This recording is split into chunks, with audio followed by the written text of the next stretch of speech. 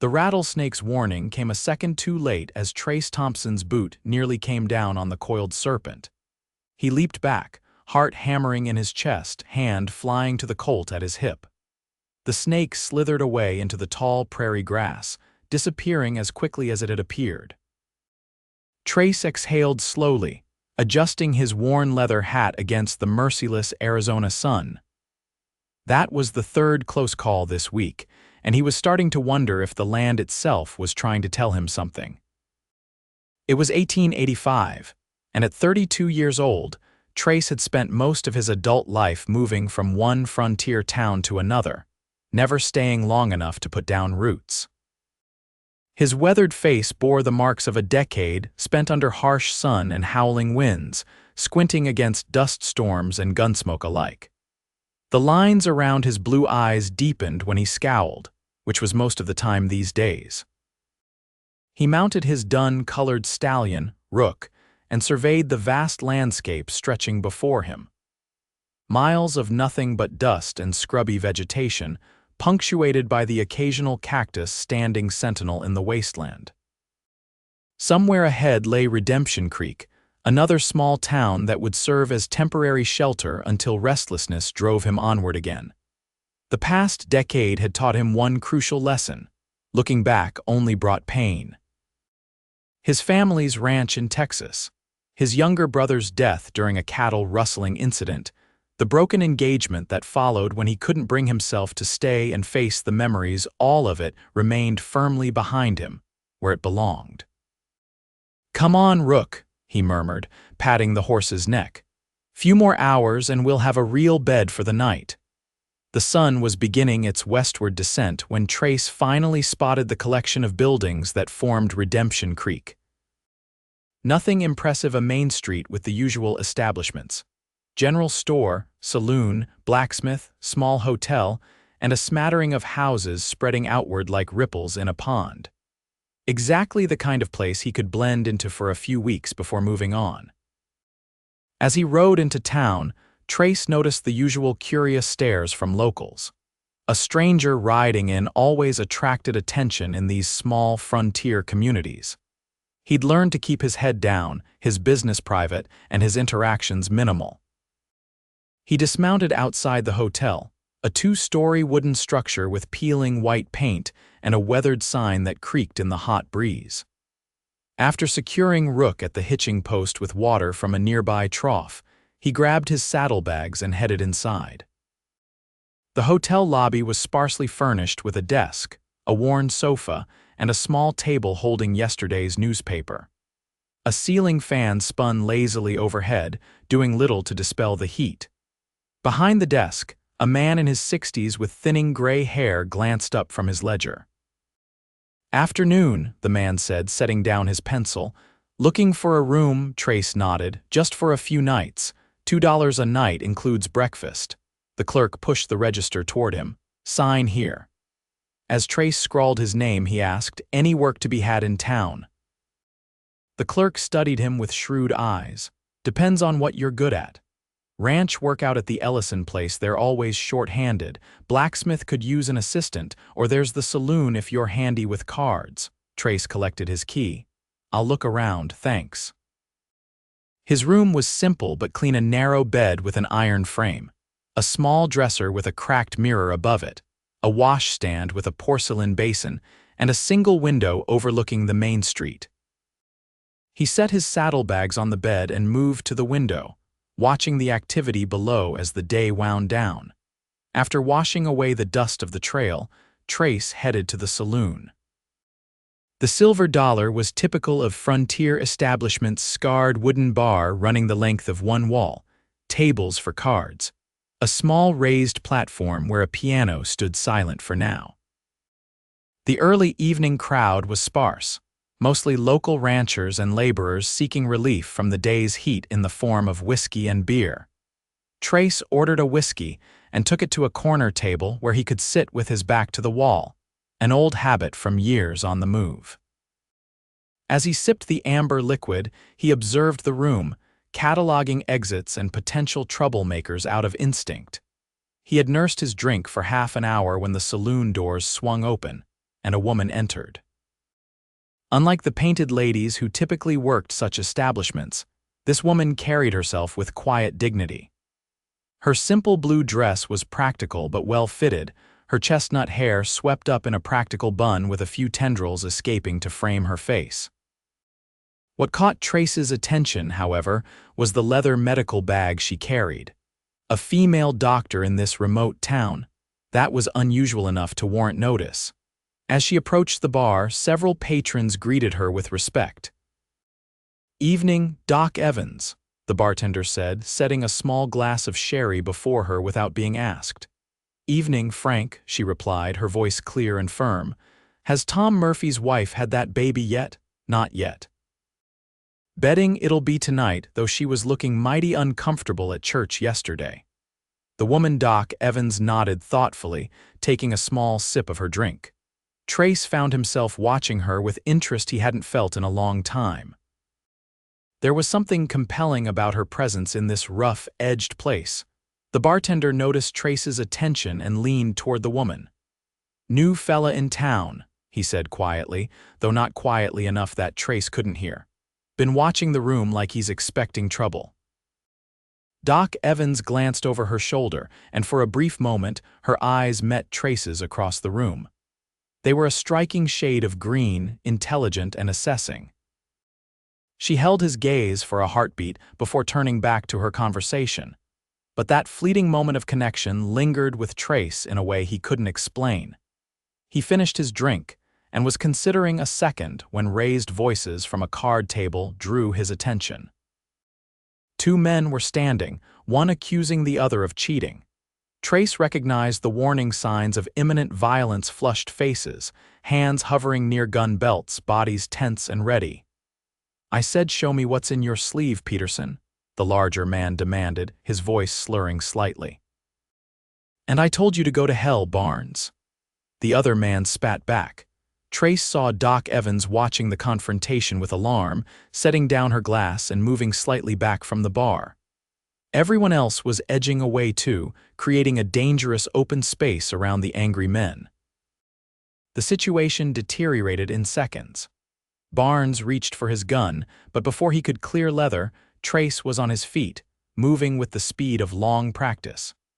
He crossed the room in 3 strides and delivered a precise blow to Barnes' wrist, knocking the half-drawn pistol to the floor. "Not worth dying over a card game, gentlemen," Trace said quietly, positioning himself between the two men. Barnes glared at him, rubbing his wrist. "Who the hell are you to interfere?" "Nobody," Trace replied evenly. "Just a man who'd like to finish his drink without watching a murder." The bartender had grabbed a shotgun from beneath the bar. "Barnes, Peterson, both of you out. Now, you're done for tonight." For a tense moment, Barnes looked ready to fight, but a glance at the shotgun changed his mind. "This ain't over, Peterson," he muttered, retrieving his fallen pistol and stalking toward the door. As the tension in the room dissipated, Trace felt eyes on him. He turned to find Doc Evans watching him with a mixture of approval and curiosity. She inclined her head slightly in acknowledgement before finishing her sherry and heading for the door herself. Trace returned to his table, declining the free drink the grateful bartender offered. He'd drawn more attention than he'd intended on his first night in town. Experience had taught him that keeping a low profile was safer. Yet something about the doctor's green-eyed gaze made him wonder if complete anonymity was what he truly wanted in Redemption Creek. The following morning dawned clear and hot, the Arizona summer showing no mercy even in the early hours. Trace rose with the sun, his body conditioned to early rising from years spent on the trail. After a simple breakfast of eggs and coffee in the hotel dining room, he set out to explore the town properly. Redemption Creek had grown around a natural spring that bubbled up from beneath the arid ground, creating a small oasis in the desert. The creek itself was modest but vital, providing water for livestock and crops in the surrounding area. The town had sprung up to serve the local ranchers, miners, and those passing through on their way further west. Trace's first stop was the livery stable to check on Rook. The stallion seemed content enough in the clean stall, munching on fresh hay. After ensuring his horse was well cared for, Trace continued down the main street, taking mental note of the businesses and their proprietors. He paused outside the doctor's office, a small building with freshly painted trim and a sign that read D. Evans, M.D. Through the front window, he could see a tidy waiting room but no sign of the doctor herself.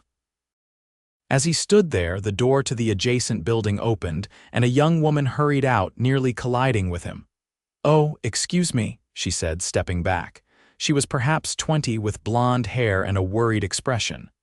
"I'm looking for Dr. Evans. Her office is locked, but it's urgent." "I'm afraid I don't know where she is," Trace replied. The young woman bit her lip. "It's my mother. She's having terrible pains and I don't know what to do." Trace hesitated only a moment. "Where does the doctor live? Perhaps we can find her there." "Just behind her office, in the small house with the garden."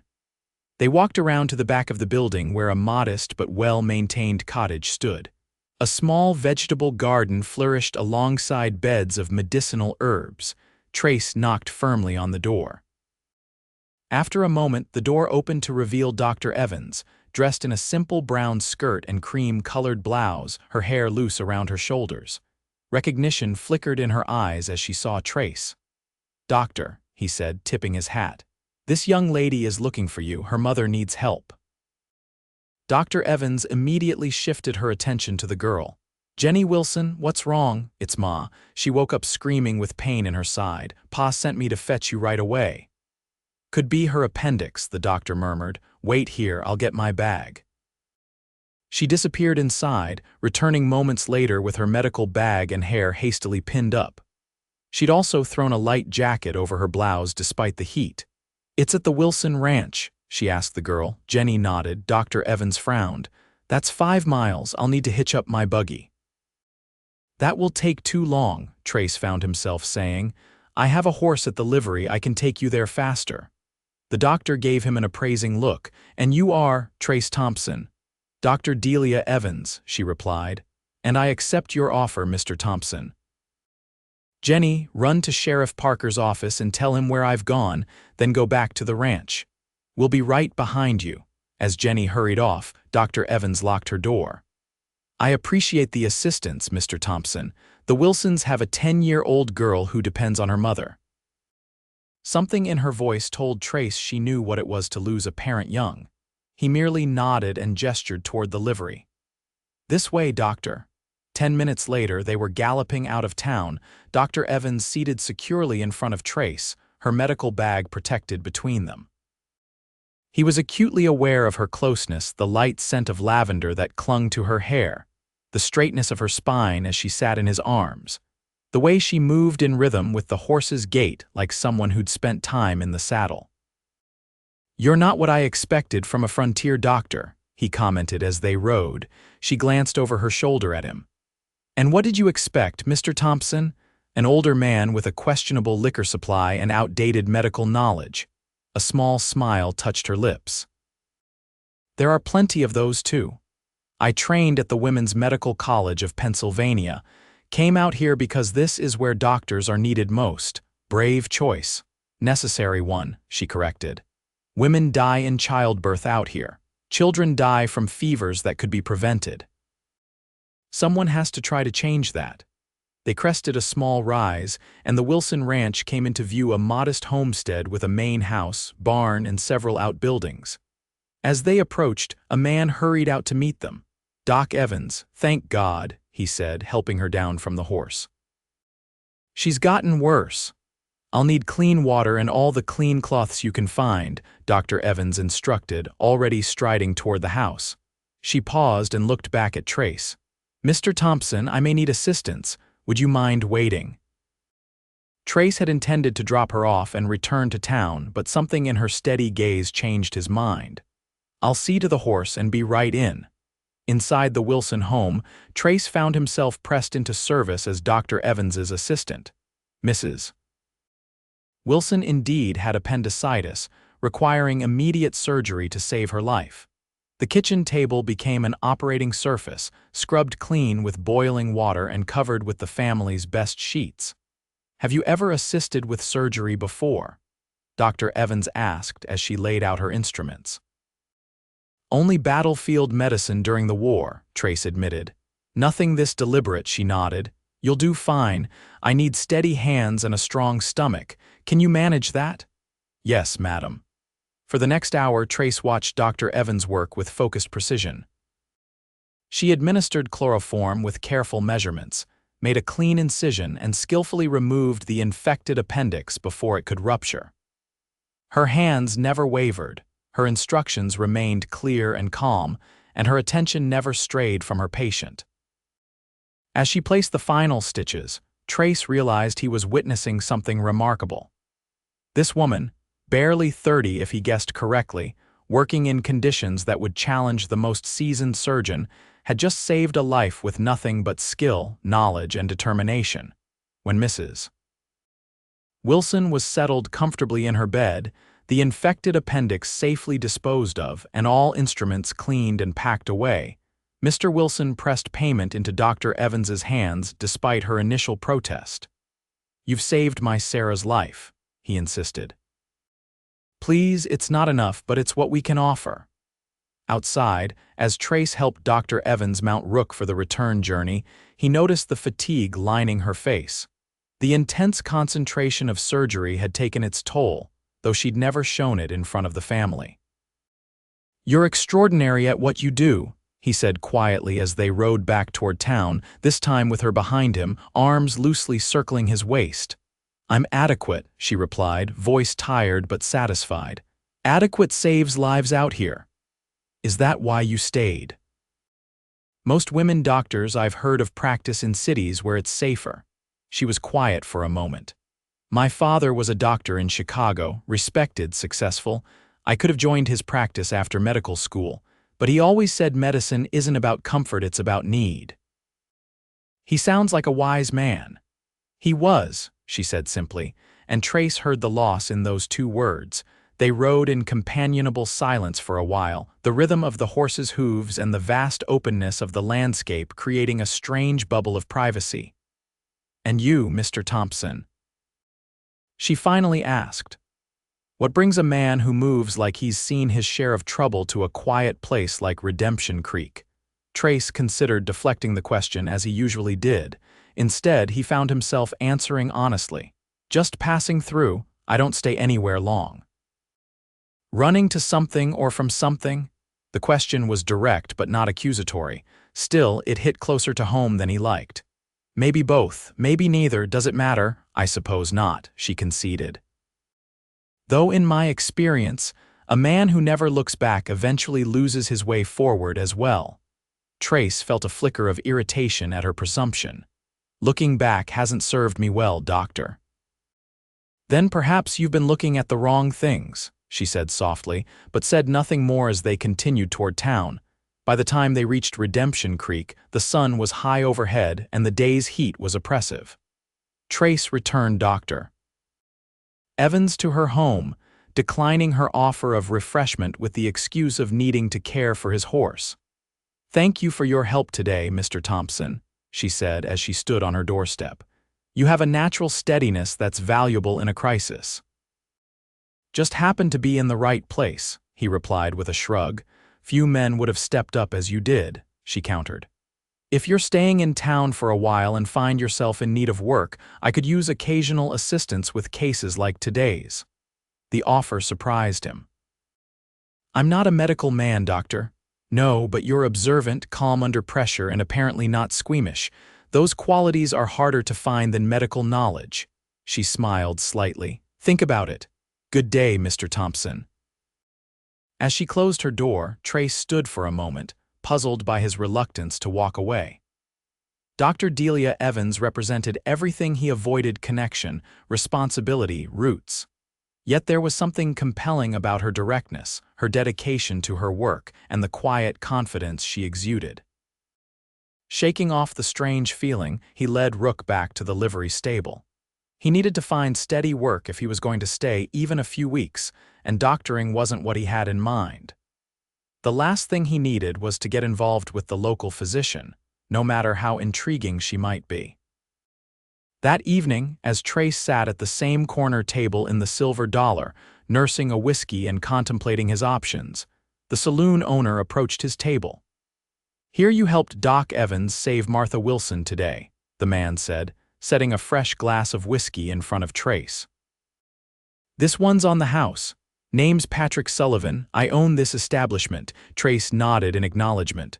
"Word travels fast. Small town," Sullivan replied with a shrug.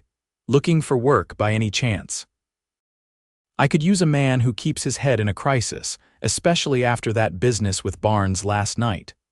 "What kind of work?" "Security, mainly. Make sure the card games stay honest, the drunks don't get too rowdy, and the girls aren't harassed." Sullivan gestured around the room. "Not a bad place, all things considered, but Saturday nights can get rough when the ranch hands come in with a week's pay burning holes in their pockets." Trace considered the offer. It wasn't ranch work, which would be more in line with his experience, but it would allow him to remain independent and unattached. "What's the pay?" They negotiated briefly, and by the time Sullivan walked away, Trace was employed as the Silver Dollar's unofficial peacekeeper, with lodging included in a small room behind the saloon. As the evening progressed, the saloon filled with locals. Trace maintained his position in the corner, watching the room with practiced vigilance.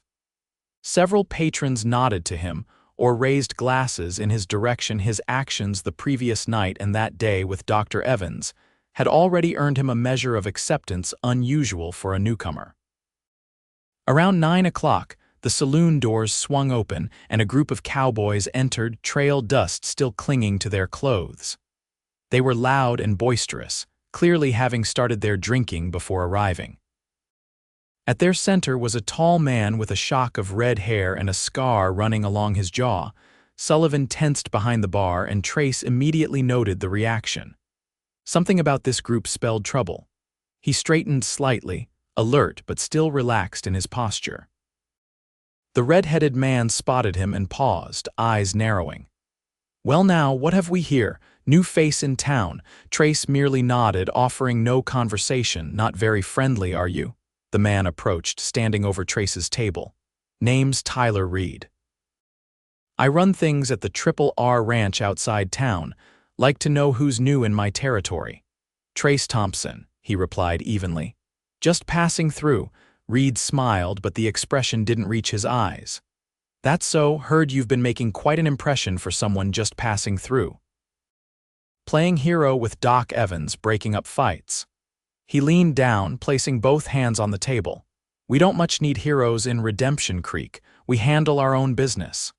The challenge was clear, but Trace had faced down too many men like Reed to be intimidated. He met the rancher's gaze steadily, neither backing down nor escalating. "Mr. Reed," Sullivan's voice cut through the tension. "Your usual table is ready. First round's on the house for you and your men."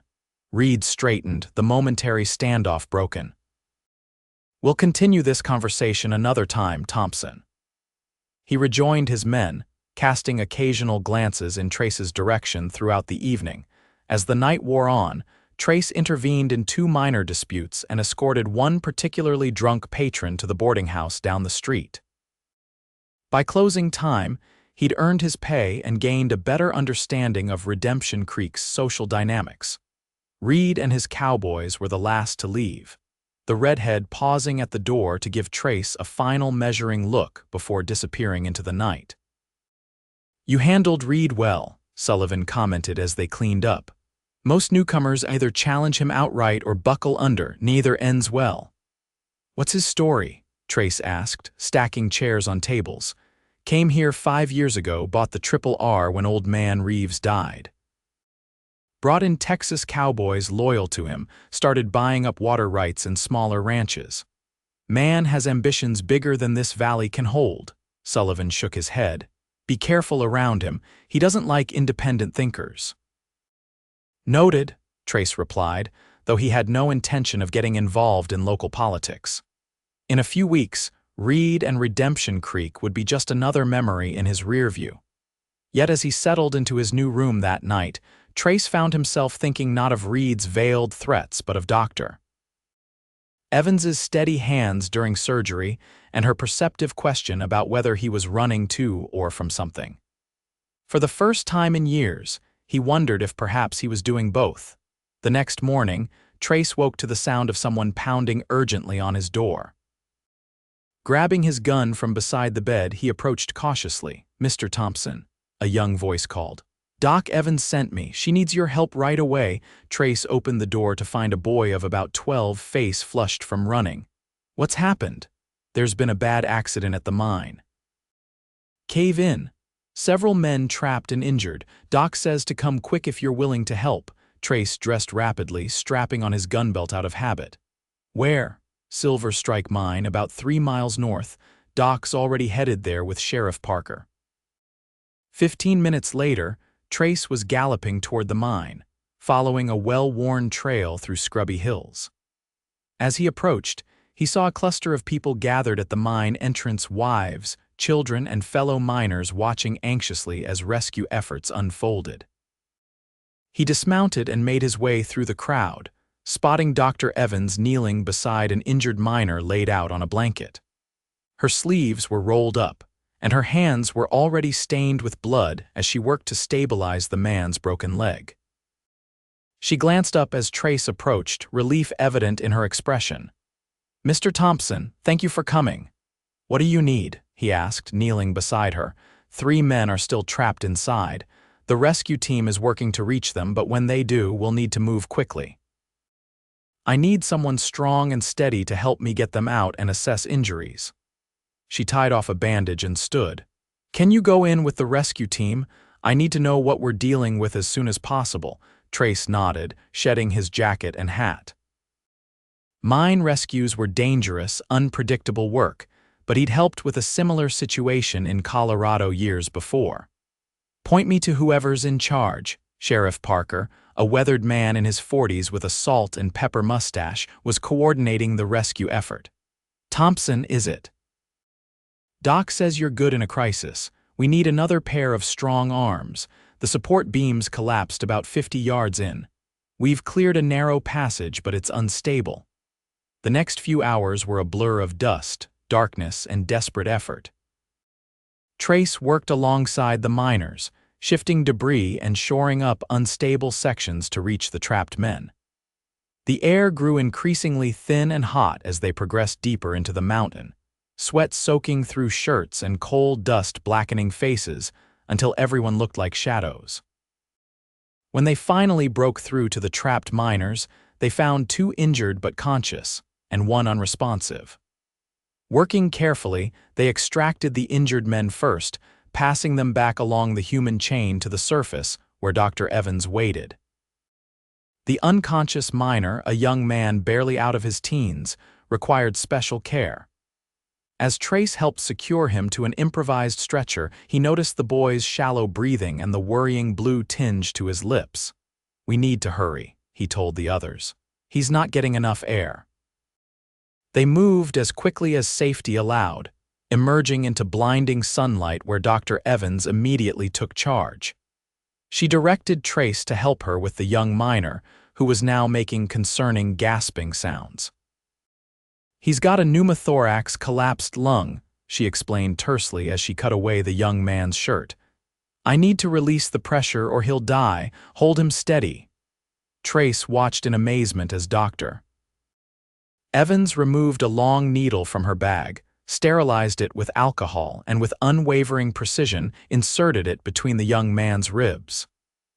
There was a soft hiss of escaping air, and almost immediately the miner's breathing eased. "That's buying us time, but he needs surgery," she said, preparing a proper dressing. "We need to get him to my office immediately." Throughout the afternoon and into evening, Trace assisted Dr. Evans as she treated the injured miners. The young man with the collapsed lung required the most intensive care, but by nightfall, he was stabilized and resting under the watchful eye of his mother. As the last family member left the doctor's office, Delia Evans sank into a chair, exhaustion evident in every line of her body. Her hair had come loose from its pins, dark smudges marred her face, and her apron was stained with blood and coal dust. "You should rest," Trace said, bringing her a glass of water. She accepted it gratefully, drinking deeply before responding. "I will, soon. I need to check on young Porter once more before I can sleep. Is he going to make it?" "I believe so. He's young and strong." She looked up at Trace, her green eyes serious despite her fatigue. "Thank you for today. Your help made a critical difference." Trace shrugged, uncomfortable with the gratitude. "Anyone would have done the same." "We both know that's not true," she replied. "You risked your life going into that mine. You didn't have to do that." He had no response to that. The truth was, he hadn't thought twice about entering the mine. Danger was an old companion, and the immediacy of the crisis had overshadowed any concern for his own safety. Dr. Evans stood, wincing slightly as stiff muscles protested. "Would you mind checking on Porter while I clean up? Just make sure he's breathing comfortably and his pulse is steady." Trace nodded and moved to the small recovery room where the young miner lay. As he placed his fingers against Porter's wrist, counting the steady beats, he realized that for the first time in years, he felt genuinely useful. Not just surviving, not just moving on, but actually making a difference. The thought was both comforting and unsettling. Making a difference meant connection. Connection meant vulnerability. Vulnerability was something he'd sworn to avoid after burying his brother and walking away from a life he could no longer face. When Dr. Evans returned, face washed clean and hair neatly pinned back, Trace was ready to make his exit. "The boy's stable, pulses strong and regular. Good, that's very good." She studied him for a moment. "You have medical experience, don't you, beyond battlefield medicine?" Trace hesitated. "My father wanted me to become a doctor. I studied for a year before the war broke out." "What happened after the war?" "Life happened," he replied shortly. "I should go, you need rest." She didn't press him, merely nodded. "Again, thank you, Mr. Thompson. Not just for today, but for yesterday as well. Redemption Creek is fortunate you decided to pass through." As Trace walked back to the saloon under a star-filled sky, her words echoed in his mind. "Fortunate you decided to pass through." But that was just it, he was passing through as always. Getting involved, even temporarily, with the town's emergencies was one thing. Getting involved with its determined, green-eyed doctor was something else entirely. Yet as he lay on his narrow bed that night, Trace found himself replaying moments from the day the confident way Dr. Evans had handled the crisis, the gratitude in the miner's family's eyes, the odd sense of purpose he'd felt working alongside her. For the first time in longer than he could remember, he wasn't thinking about where he'd go next. The days that followed settled into an unexpected routine. Trace worked evenings at the Silver Dollar, keeping order and developing a reputation for fairness and restraint. During the day, he found himself increasingly drawn into Dr. Evans's orbit, assisting with everything from setting broken bones to delivering a breech baby on an outlying farm. The work was demanding, but satisfying in a way he hadn't experienced since before his brother's death. Dr. Evans' Delia, as she'd finally insisted he call her after they'd spent 18 straight hours tending to a family with influenza, was unlike any woman he'd ever known. Brilliant, dedicated, and unflinchingly honest, she approached each day with a sense of purpose that both impressed and challenged him. One evening, about 2 weeks after the mine accident, Trace was preparing to head to the saloon when Delia appeared at his door. "I need to make a house call at the Peterson place," she said without preamble. "Mrs. Peterson is 8 months pregnant and experiencing contractions. It may be a false alarm, but I can't take chances." "You want me to come along?" Trace asked, already reaching for his hat. "If you're willing." "It's a good 6 miles out, and I'd feel safer with company." She hesitated, then added, "There's been talk of Apaches raiding isolated homesteads further south." The Peterson farm was one of the more remote properties in the valley, situated near the foothills where cultivation gave way to wilder terrain. They rode double en route, making good time despite the gathering dusk. Conversation flowed easily between them now, the initial wariness having given way to professional respect and growing friendship. "How did you end up in Redemption Creek?" Trace asked as they rode. "Of all the places you could practice." Delia was quiet for a moment before responding. "I came out west with my fiancé, Thomas. He was a doctor too. We met in medical school. He had grand ideas about establishing a proper hospital in one of the territorial capitals." Her voice softened with memory. "We stopped in Redemption Creek on our way to Santa Fe.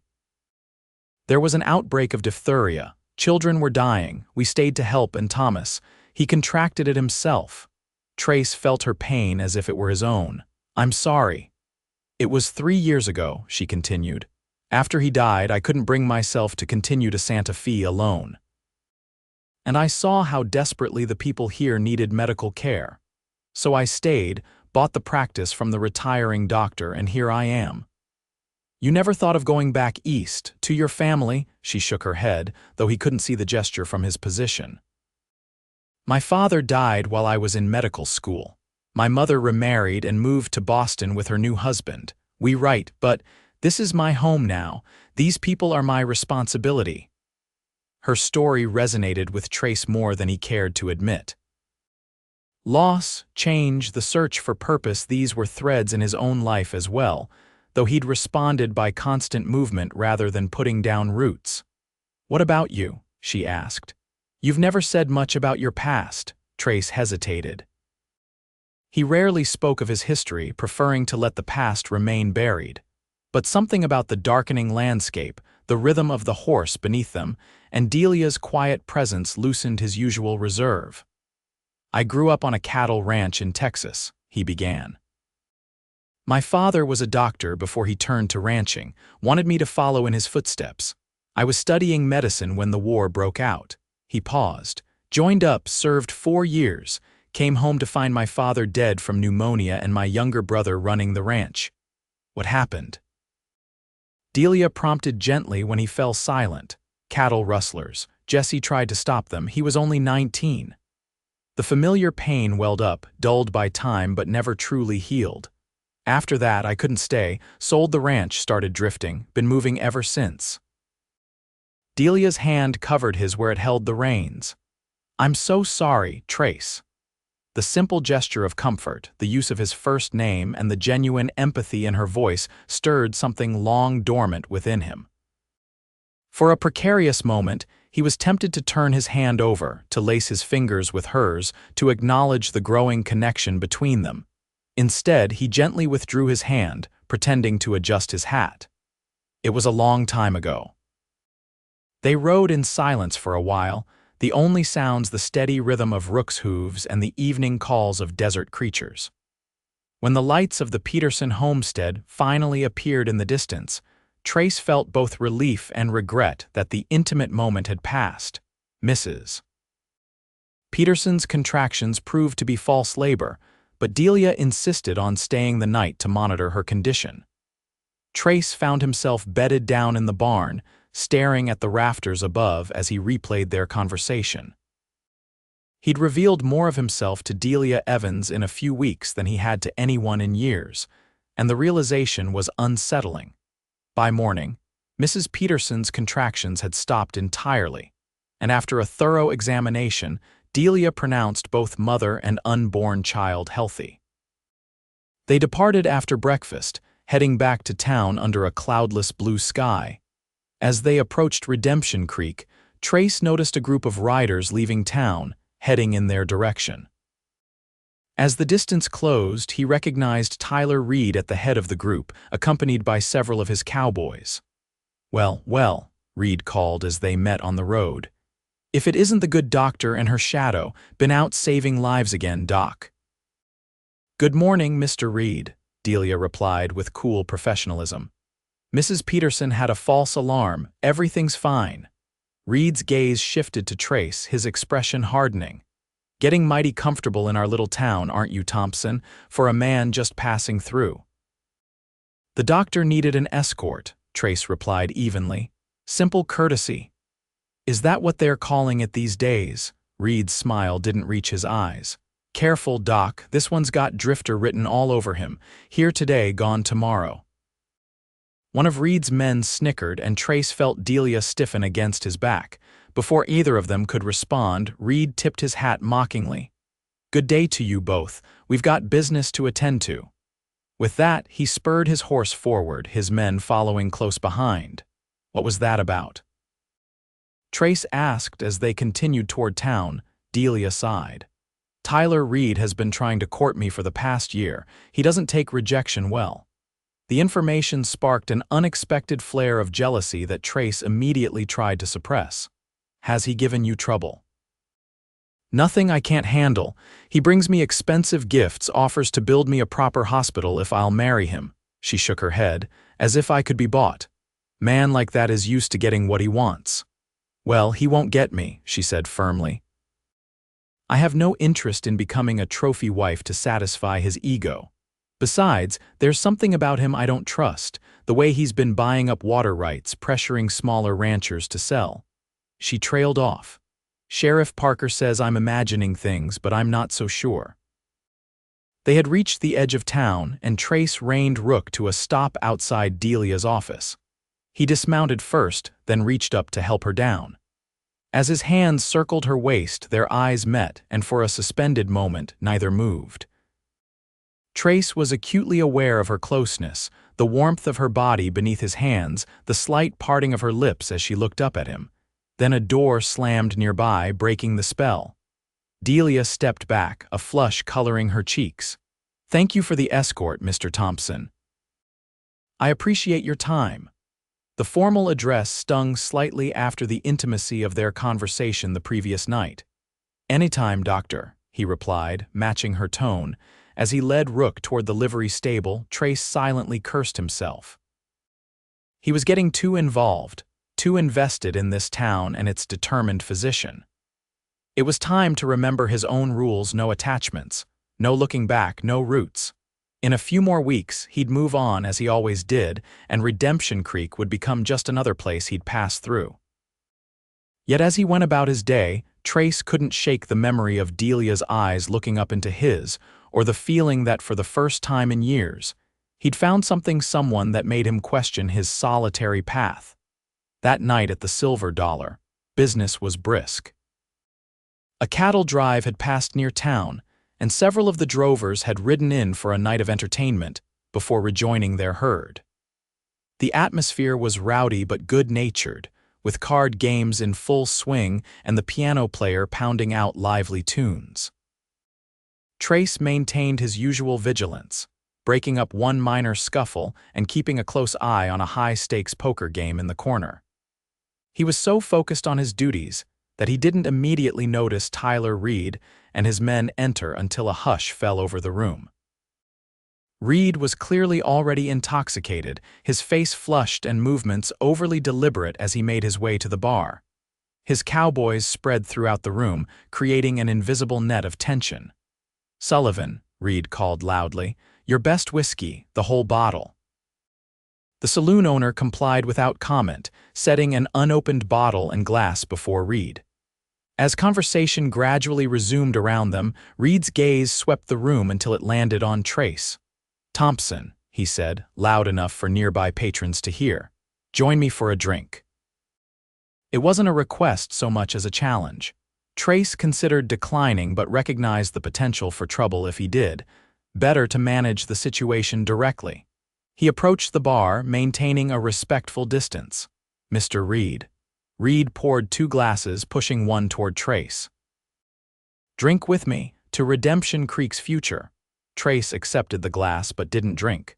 Something specific you wanted to discuss, Reed smiled thinly. Just getting to know our newest resident better. You and the doc seem mighty close these days, Doctor. Evans is a colleague, Trace replied evenly. Nothing more. That's so, Reed downed his whiskey and poured another. Funny, that's not how it looked this morning or any other time you two are together. His voice hardened.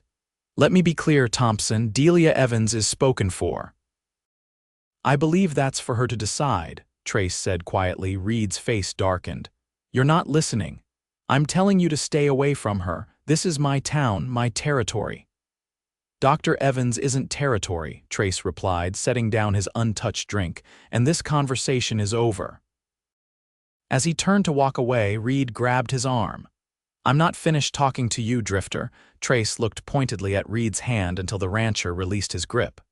Yes, you are. Enjoy your evening, Mr. Reed. He was 3 steps away when Reed's voice cut through the room like a whip. I know who you are, Trace Thompson. Or should I say, Dr. Thomas Thompson of Cedar Springs, Texas. The coward who left his family ranch to his baby brother, then ran when the boy got himself killed. Trace froze, a cold wave of shock washing through him. He turned slowly to face Reed, aware that the saloon had gone completely silent, all eyes on the confrontation. I make it my business to know who comes into my town, Reed continued, satisfaction evident in his tone. Sent wires to Texas. Interesting reading, your story. Wonder if the good doctor knows she's been partnering with a man who abandoned his responsibilities. A man who left his fiancée waiting at the altar because he couldn't face staying in one place.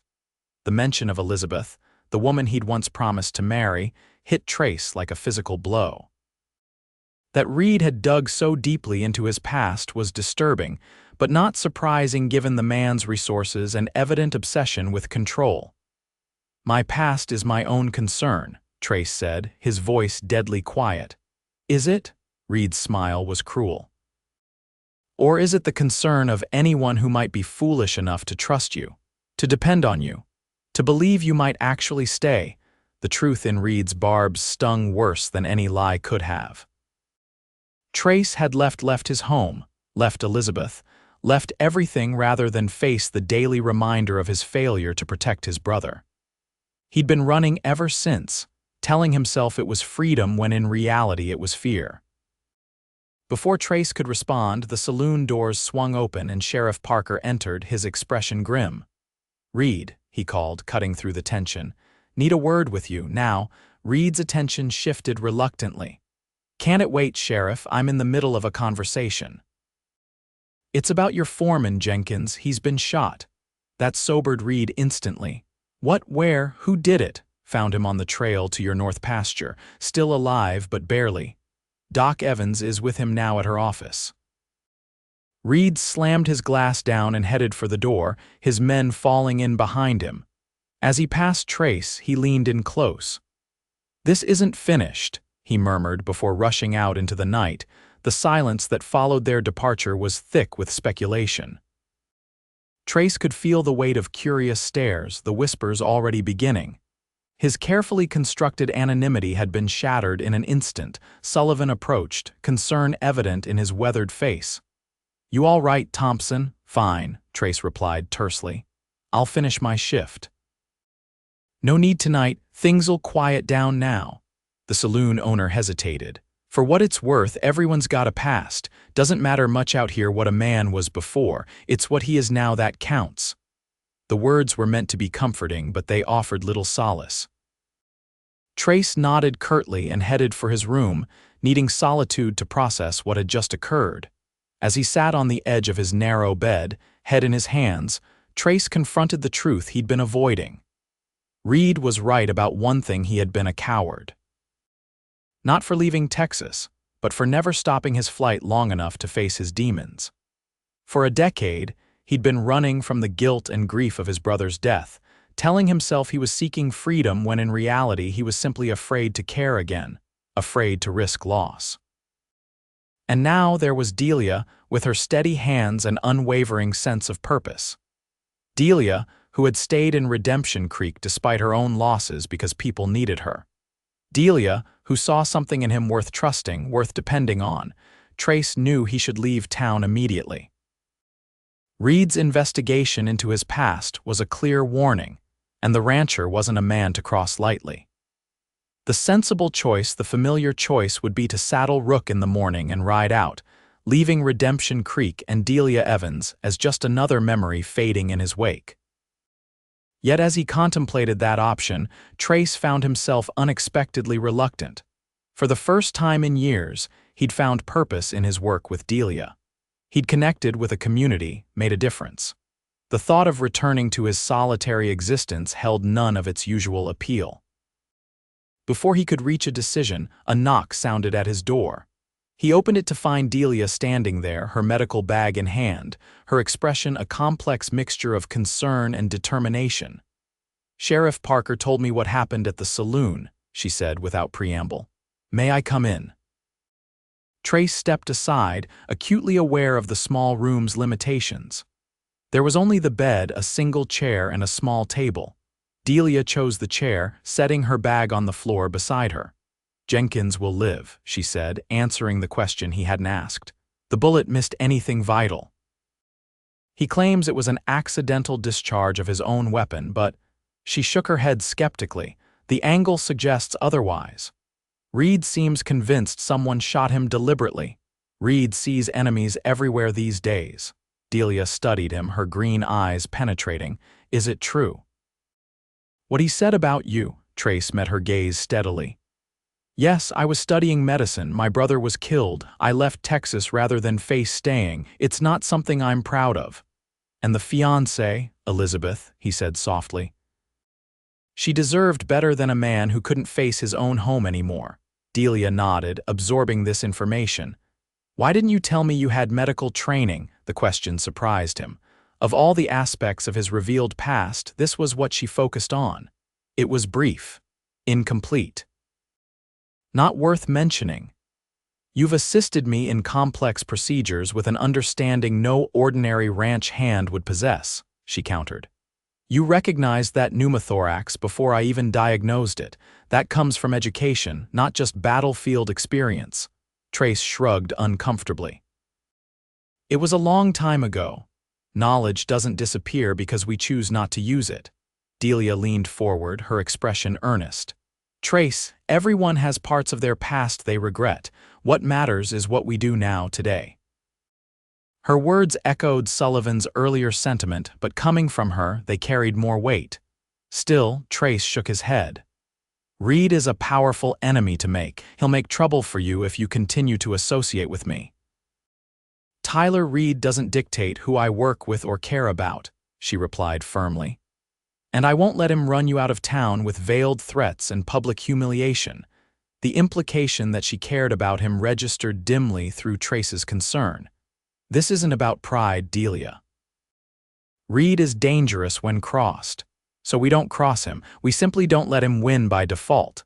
She stood, her decision apparently made. "I need an assistant, Trace. Someone with medical knowledge who can help me serve this community properly. The position is yours if you want it." He stared at her, momentarily speechless. "You're offering me a job after learning I abandoned my last responsibilities. I'm offering you a chance to use your skills for good, to make a difference." Her voice softened. "And perhaps to stop running long enough to remember why you wanted to be a doctor in the first place." The offer was tempting in ways Trace hadn't anticipated. Working alongside Delia full-time, using the knowledge he'd abandoned years ago, being part of something meaningful, these were possibilities he'd long since dismissed. "I need to think about it," he said finally. Delia nodded, understanding in her eyes. "Of course, but don't think too long. Jenkins won't be the last emergency we face, and I could use a skilled partner." She picked up her medical bag. "Whatever you decide, Trace, know that your past doesn't define you here. Not to me." After she left, Trace sat for a long time in the darkened room, her words echoing in his mind. "Your past doesn't define you here, not to me." It was a gift he wasn't sure he deserved, a clean slate he'd never offered himself. Dawn found him still awake, his decision made. He would stay, at least for now. Not because it was the easy choice it wasn't, but because for the first time in a decade, he'd found something worth standing his ground for. Someone worth turning back for. The following week brought changes to Redemption Creek that no one, least of all Trace, could have anticipated. It began with rumors of land disputes and water rights conflicts escalating into violence on outlying ranches. Then came news that the Silver Strike mine was closing unexpectedly, leaving dozens of men without work. Finally, A telegram arrived for Sheriff Parker that sent him striding grimly toward Delia's office, where Trace was assisting with inventory. "Got trouble," Parker announced without preamble. U.S. Marshal's office wired from Tucson. "They've been building a case against Tyler Reed for months: land fraud, water rights manipulation, even suspected murder of a federal surveyor last year. They're sending a marshal to make the arrest, but he won't arrive for at least 3 days. Why tell us?" Trace asked, instantly alert to the tension in Parker's posture. "Because Reed knows they're coming. Someone in the telegraph office in Tucson must have tipped him off." The sheriff removed his hat, revealing beads of sweat on his brow despite the cool interior. "His men are in town right now, buying up ammunition and supplies like they're preparing for war. I think he's planning to make a stand rather than face arrest." Delia paled. "That's madness. He can't fight the federal government." "Man like Reed doesn't think rationally when cornered," Parker replied. "And he's got enough men loyal to him to cause serious damage before he's taken down." He looked directly at Trace. "I need deputies, Thompson, men I can trust who know how to handle themselves in a fight." Trace felt the weight of the request. This wasn't his fight, not really. He could still saddle Rook and ride out, leaving Redemption Creek's problems behind. It was what he'd always done before move on when complications arose. But even as the familiar impulse surfaced, Trace knew he wouldn't act on it. Not this time. Not with Delia looking at him with those steady green eyes that somehow saw past his carefully constructed defenses to the man he could be rather than the man he'd been. "I'll help," he said simply. "What's the plan?" Relief washed over Parker's face. "I'm gathering trusted men to protect the town. Reed's likely to lash out before the marshal arrives, and I want to be ready." As Parker outlined his strategy, Trace found himself analyzing weak points and suggesting alternatives based on his wartime experience. By the time the sheriff left, they had a workable defense plan for the town center, with the hotel designated as a safe haven for women and children if violence erupted. Delia watched Trace with a mixture of admiration and concern as he checked his revolver and rifle after Parker's departure. "You're good at this," she observed. "Planning for conflict. Had practice during the war," he replied, not looking up. "Not a skill I'm proud of. It's a skill that might save lives." She moved closer, placing a hand on his arm. "Just promise me you'll be careful. Reed is unpredictable, and he seems to have a personal vendetta against you." The touch of her hand sent warmth through him despite the gravity of the situation. "I can handle Reed. I know you can. That's what worries me." Her fingers tightened slightly on his sleeve. "You've started to matter to people here, Trace. To me. Don't forget that when you're facing danger." The simple admission stole his breath more effectively than any physical blow could have. He covered her hand with his own, holding her gaze. "I won't forget." For a suspended moment, the world narrowed to just the two of them, the gentle pressure of her hand beneath his, the unspoken feelings in her eyes that mirrored his own growing attachment. Trace found himself leaning slightly forward, drawn by an invisible tide toward her. A commotion outside shattered the moment's shouting voices and the sound of horses at a gallop. They broke apart as Sullivan burst through the door, face flushed with exertion. "Reed's men are at the bank," he gasped. "Armed and threatening the teller. Parker sent me to find you, Thompson." "Stay here," Trace told Delia firmly. "Keep the office locked until I return." Before she could protest, he grabbed his hat and followed Sullivan into the street, where chaos had erupted. Several of Reed's cowboys were emerging from the bank, saddlebags bulging with what could only be the town's cash reserves. Sheriff Parker and 2 hastily deputized men had taken cover behind water troughs and wagons, exchanging gunfire with Reed's lookouts positioned on nearby rooftops. Trace assessed the situation quickly, noting that the raiders were attempting to mount their horses for a rapid escape. Drawing his revolver, he circled behind the bank using the cover of adjacent buildings, emerging at a point that gave him a clear shot at the escape route. "Drop the bags and dismount," he called, his voice carrying across the suddenly silent street. "You're surrounded." It was a bluff. Parker's meager force was hardly surrounding anyone, but it caused enough hesitation for the sheriff to advance. One of Reed's men panicked, firing wildly in Trace's direction. The bullet splintered the wood beside his head as he dove for cover, returning fire with more precision. His shot caught the man in the shoulder, sending him tumbling from his horse.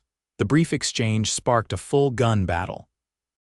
Bullets whined through the air as townspeople scattered for safety. Trace moved from cover to cover, working his way closer to the mounted raiders. From the corner of his eye, he saw Parker take a bullet to the leg, collapsing behind a rain barrel. With the sheriff down and his deputies pinned by gunfire, the advantage shifted to Reed's men. They were regrouping, preparing to make their escape with the stolen money, when a new figure entered the fray. Delia Evans, medical bag in hand, darted from her office toward Parker's position, seemingly oblivious to the bullets flying around her. "Delia, no," Trace shouted, breaking cover to run toward her. Time seemed to slow as one of Reed's men turned, raising his rifle toward the exposed doctor. Without conscious thought, Trace threw himself into a desperate dive, colliding with Delia and carrying them both to the ground behind a water trough as bullets splintered the wood above their heads. "Are you trying to get yourself killed?" he demanded, his body covering hers protectively as more shots rang out. "Parker's bleeding out," she replied, surprisingly calm despite their precarious position. "I need to reach him." "Not if it means taking a bullet yourself," Trace risked a glance around the water trough. Reed's men were mounting a final push to escape, concentrating their fire on the remaining deputies. "Stay down, I'll get to Parker." Before she could argue, Trace stripped off his bandana and pressed it into her hands. "Pressure bandage. If I can get him to you, be ready." Without waiting for her agreement, he moved quickly along the line of cover, staying low and using the distraction of the raiders' escape attempt to reach the sheriff's position.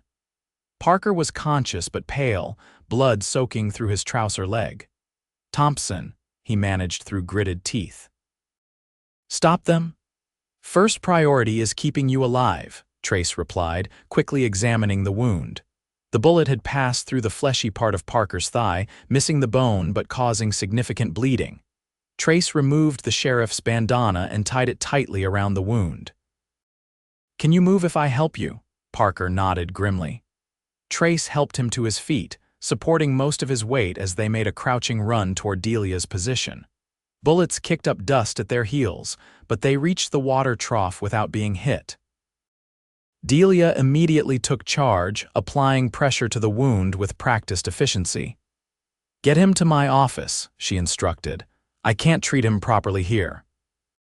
As they half-carried Parker across the street, Trace glanced up to see Reed's men galloping out of town, saddlebags heavy with the bank's money. The raid had been successful, and the implication was clear: Reed was financing his planned standoff against the marshal. In Delia's office, Trace stood guard at the window while she worked to stabilize Parker's condition. The street was gradually returning to normal as townspeople emerged from shelter, surveying the damage and helping the wounded. "He'll recover," Delia announced finally, washing blood from her hands in a basin. The bullet passed clean through muscle. No major vessels were hit. "Lucky," Trace commented, not taking his eyes from the street. "Others weren't so fortunate." Two men lay dead outside the bank, one of Reed's cowboys and a townsman who had tried to intervene. Several others had sustained injuries ranging from minor to serious. Parker, propped up on Delia's examination table with his leg bandaged, grimaced in pain as he attempted to sit up straighter. "This was just the beginning," he said grimly. "Reed's letting us know he's serious. The real fight is coming when that marshal arrives." "Then we need to be ready," Trace replied, turning from the window. "And we need reinforcements. How many men in town can you trust with a gun?" "Maybe a dozen who'd stand against Reed," Parker admitted. "Not enough against his 30 or so cowboys." "We need to send for help," Delia suggested, cleaning her instruments methodically. "Isn't there a cavalry outpost at Fort Willow? It's only a day's ride." Parker shook his head. Reed's men will be watching all roads out of town. Anyone trying to reach Fort Willow would be intercepted. Trace considered the problem, drawing on his wartime experience. Not if they don't take the road, he said finally. I know these territories. There's a route through the canyons east of here. Difficult terrain but passable with a good horse. You're volunteering to go? Delia asked, her hands stilling. I'm the logical choice, Trace replied. I know the land, I can handle myself if confronted, and Reed's men will be expecting someone from the town, not an outsider. Parker nodded slowly. It's our best chance. If you can reach Fort Willow by tomorrow night, the cavalry could be here before the marshal arrives. I'll leave after dark, Trace decided. Less chance of being spotted heading out of town. As dusk approached, Trace prepared for his journey. He cleaned his weapons, packed minimal supplies, and studied Parker's crude map of the region. The route he planned to take was treacherous narrow canyon paths, steep climbs, and limited water sources, but it offered the best chance of avoiding Reed's patrols. Delia found him in the livery stable, saddling Rook. She carried a small package wrapped in oilcloth. Medical supplies, she explained, handing it to him, and some food, not much but enough to get you there. Thank you. He secured the package in his saddlebag, acutely aware of her proximity in the dim stable. Trace, she began, then hesitated. What you did today, putting yourself between me and that bullet, it was either very brave or very foolish. Probably both, he admitted with a faint smile. Didn't really think about it. That's what concerns me. She stepped closer, her expression serious. I need you to promise me something. What's that? Come back. The simple request carried the weight of everything unspoken between them. Whatever happens at Fort Willow, whatever happens with Reed, come back to Redemption Creek. Come back to me, she didn't say, but Trace heard it nonetheless in the tremor of her voice, in the intensity of her gaze. I will, he promised, meaning it as he'd meant few promises in his life. Delia, she stopped him with a finger to his lips, then replaced it with her mouth in a kiss so gentle yet so potent that it stole his breath. It was brief, a promise, a beginning, a declaration, and when she pulled away, her eyes shimmered with emotion. Tell me the rest when you return, she whispered. I'll be waiting. Trace cupped her face in his hand, memorizing every detail, the sweep of her lashes, the curve of her cheek, the determined set of her jaw. Then he kissed her once more, pouring into it all the feelings he couldn't yet express in words, before mounting Rook and riding into the gathering darkness. The journey to Fort Willow was every bit as challenging as Trace had anticipated. The canyon route required careful navigation in the darkness, with steep drop-offs and unstable terrain threatening disaster with each step. Twice, he spotted Reed's patrols in the distance and was forced to hide until they passed, losing precious time. By dawn, he'd covered less than half the distance, and Rook was showing signs of fatigue.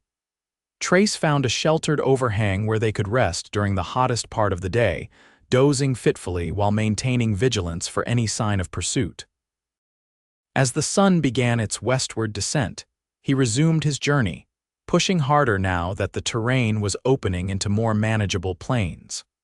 Fort Willow's wooden palisade came into view just as dusk was falling, the American flag still visible against the darkening sky. The fort's commanding officer, Captain James Miller, listened gravely to Trace's account of the situation in Redemption Creek. A solidly built man in his 40s with a neatly trimmed beard and piercing blue eyes, Miller had spent enough time on the frontier to recognize the seriousness of armed civilians threatening federal authority. Reed sounds like a man who's decided to go down fighting rather than face justice, Miller observed, studying the map Trace had brought. These small-scale cattle barons sometimes start believing they're above the law. He has at least 30 armed men, Trace emphasized. Many with military experience from the war, the town's defenses won't hold against a determined assault. Miller nodded thoughtfully. I can spare 20 men, enough to secure the town and support the marshal when he arrives. He looked up from the map. We'll depart at first light. Can you guide us back through this canyon route? It would put us in position to surprise Reed's forces rather than confronting them directly on the main road. I can, Trace confirmed, though his body protested at the thought of immediately retracing the grueling journey. But we should send a small party along the main road as a diversion. Make Reed think the reinforcements are coming from that direction while the main force approaches from the east. Good tactical thinking, Thompson, Miller approved. Were you an officer during the war? Cavalry scout, Trace replied. Texas Regiment. That explains your familiarity with the terrain. Get some rest, my quartermaster will see to your needs. We move out at dawn. Despite his exhaustion, Trace slept poorly that night, his dreams filled with images of Redemption Creek under attack, of Delia in danger. He rose before the bugler's call, checking Rook and preparing for the return journey. The cavalry detachment made good time, with Trace leading them through the canyon route he'd navigated alone just a day earlier. The soldiers were well-trained and disciplined, maintaining silence when necessary and moving efficiently across the difficult terrain. They were within 5 miles of Redemption Creek when a distant sound reached them: gunfire, sporadic but persistent. The fight's already started, Miller observed grimly, signaling his men to increase pace. Thompson, take point. Get us there as quickly as possible. Trace spurred Rook forward, heart pounding with fear for what they might find. As they cleared the final ridge overlooking the town, the situation became clear, and it was worse than he'd imagined. Reed's men had surrounded Redemption Creek, firing from elevated positions while a larger force prepared to advance on the main street. The town's defenders were returning fire from barricaded positions, but they were clearly outnumbered and outgunned. Smoke rose from several buildings, including the roof of the hotel where women and children had taken shelter. Form up, Miller ordered his men. We'll take them from behind while they're focused on the town. The cavalry charge was swift and decisive. Reed's men, caught completely by surprise by the attack from their rear, scattered in confusion. Some surrendered immediately, throwing down their weapons and raising their hands. Others fought back, creating pockets of intense resistance that Miller's trained soldiers methodically neutralized. Trace broke away from the main force, driving Rook at a gallop toward the town center. His only thought was reaching Delia, ensuring her safety. As he approached the main street, he saw Sheriff Parker, leg bandaged but standing, directing the town's defense from behind an overturned wagon. Thompson, Parker called, relief evident in his voice. Thank God, Reed's inside the hotel took hostages when the attack started. Trace's blood ran cold. Delia, in there, trying to help a wounded child when Reed's men stormed the place. Parker's expression was grim. Tyler Reed himself is holding them at gunpoint, demanding safe passage out of town in exchange for the hostages' lives. Without hesitation, Trace dismounted and approached the hotel cautiously. The once welcoming building was now a fortress, with Reed's men positioned at the windows and doors.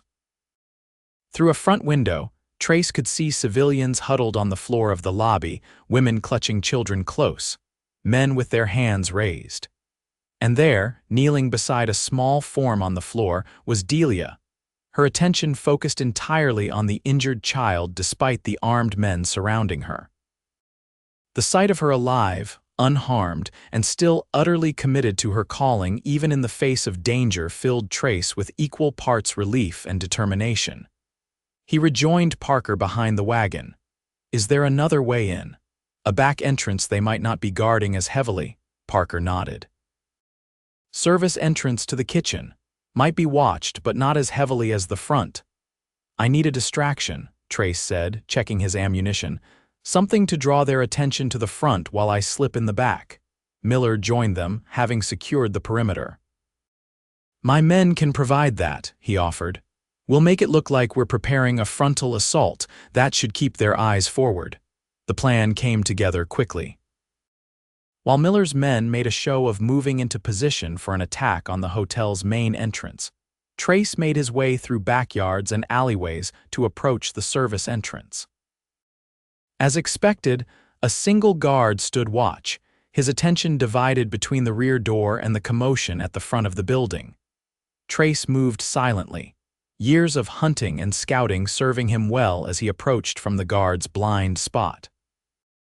A swift blow rendered the man unconscious, allowing Trace to slip inside the hotel's kitchen undetected. He moved cautiously through the dim interior, following the sound of voices to the lobby.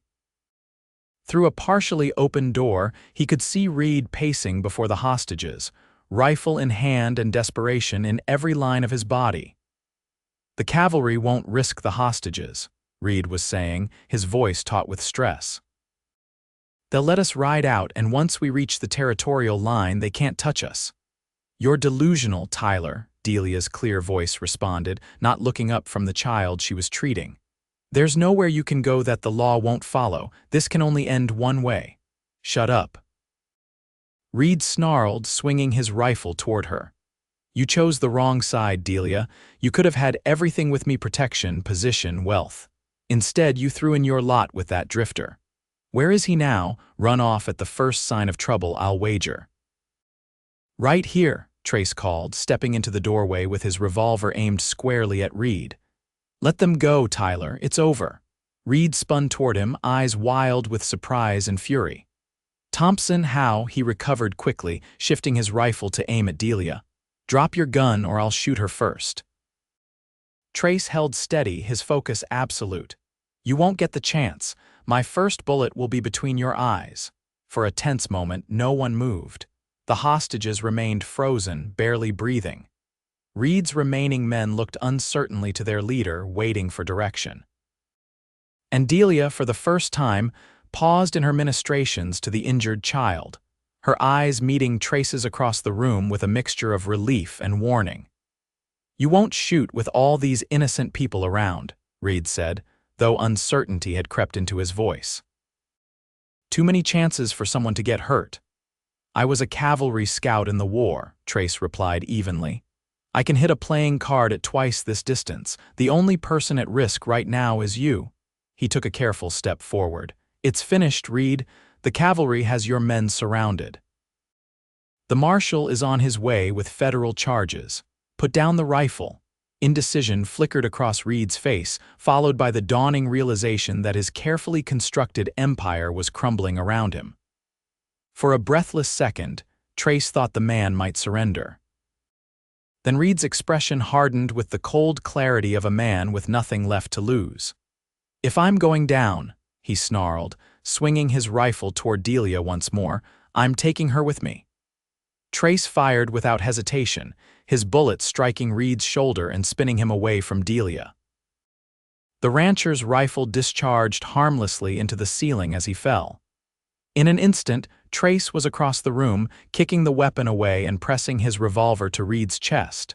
"Give me a reason," he said softly, fury boiling just beneath his controlled exterior. "Any reason at all." "Trace, don't."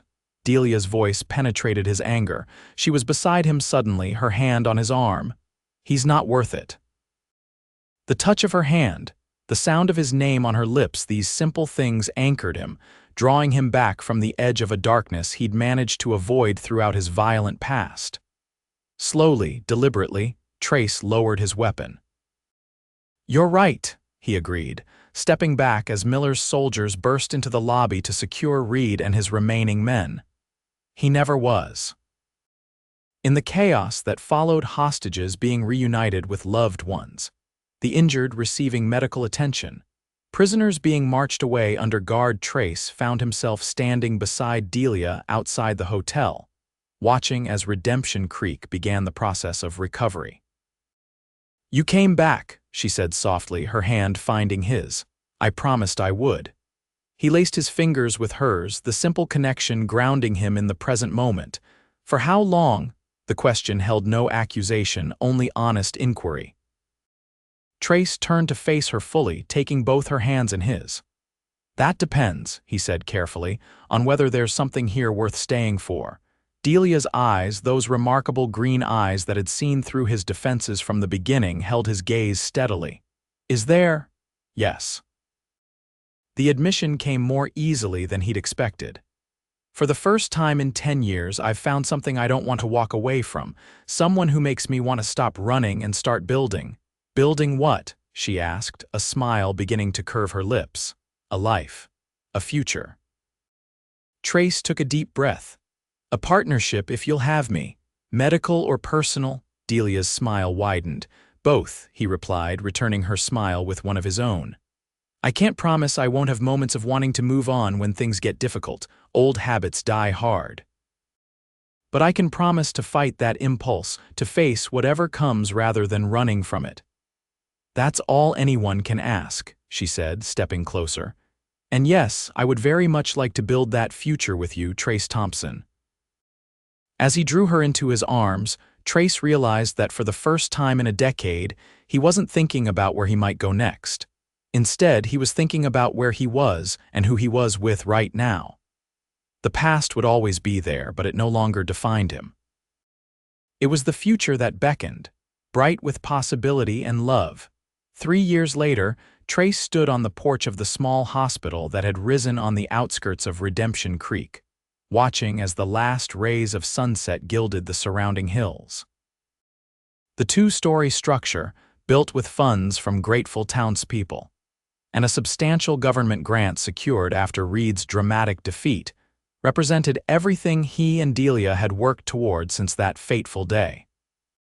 Inside, his wife was delivering the blacksmith's new baby, adding another life to the growing community that had flourished in the aftermath of Reed's downfall. The Triple R Ranch had been divided among smaller ranchers, water rights had been fairly redistributed, and Redemption Creek had developed into a stable, prosperous town served by the railroad that had arrived the previous year. As for Trace himself, he had finally completed the medical training interrupted by war and tragedy so many years before. With Delia's encouragement and mentorship from a retired doctor in Tucson, he had qualified as a physician, joining his wife in her mission to bring modern medical care to the frontier. The door opened behind him, and Delia emerged, wiping her hands on a towel. Her face was tired but radiant with satisfaction. "A healthy baby girl," she announced, coming to stand beside him at the porch railing. 8 pounds even and a fine set of lungs." "Mother doing well?" Trace asked, slipping an arm around her waist. "Perfectly. It was an easy delivery." Delia leaned into him, resting her head against his shoulder.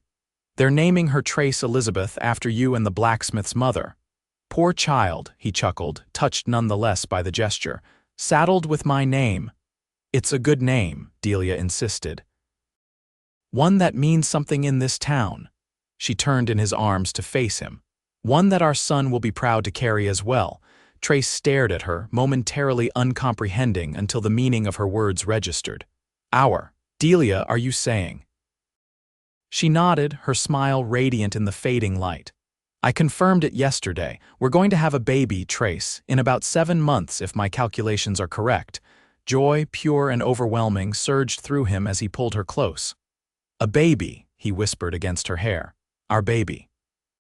As they stood together in the gathering dusk, Trace marveled at the journey that had brought him to this moment. 10 years of running had led him, against all odds, to the very thing he'd been avoiding: connection, responsibility, love. The painful past that had driven him relentlessly forward had ultimately delivered him to a present filled with purpose, and a future bright with promise. He had spent so long never looking back, convincing himself that the road ahead was all that mattered. It had taken Delia Evans, now Delia Thompson, to show him that sometimes the most important journey is the one that brings you home. In Redemption Creek, with Delia by his side and their child growing within her, Trace had finally found what he'd been searching for all along. Not an escape from his past, but a future worth turning for. As stars began to appear in the deepening blue of the sky, Trace Thompson held his wife close and faced eastward, toward the rising moon and all the tomorrows yet to come. For the first time in more years than he could remember, he wasn't wondering what lay over the next horizon. He was exactly where he was meant to be.